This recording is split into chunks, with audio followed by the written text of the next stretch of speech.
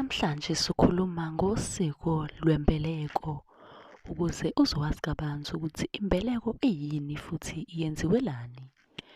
Imbeleko yinto-ke yokubeletha noma yokuteta ingane. Yakhiwa-ke ngesikhumba sembuzi. Leyo mbuzi yokwakha imbeleko ihlatshwa nguyise wengane. Ukwakha-ke imbeleko yengane yentombazane kuhlatshwa isibhuzazane noma-ke imbuzi yensikazi ekhulile. Kepha-ke intombazane ihlatshelwa futhi-ke intondolo ngoba isuke itheniwe. Umfana yena uhlatshelwa impongo. Kukodwa-ke lokho kuyamqinisa umfana.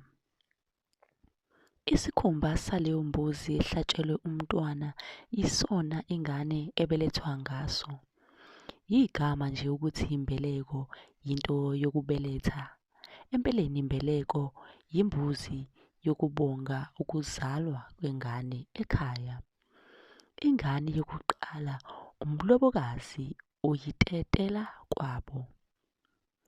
Aqhubeke ahlale amasonto noma-ke inyanga kwabo esetetile.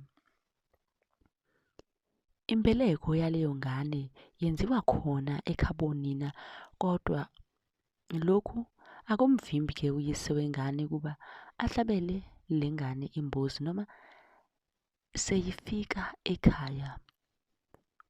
Ukutetelwa kwengane ekhabonina kuwukuxhumanisa-ke imindeni yomibili. Owakeyise nowakonina wengane.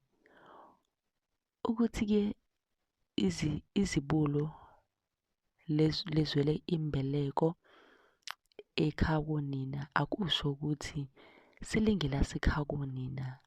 Kungenzeka-ke khona ukuthi lithi lapho likhula kuvele ukuthi lona liphethwe ekhakonina. Lokho-ke kusuke kuchaza ukuthi amathonga alelusile ngawasekhakonina. Ukuthela-ke ingane ngenyongo kuwuphawu lokuyiqinisa.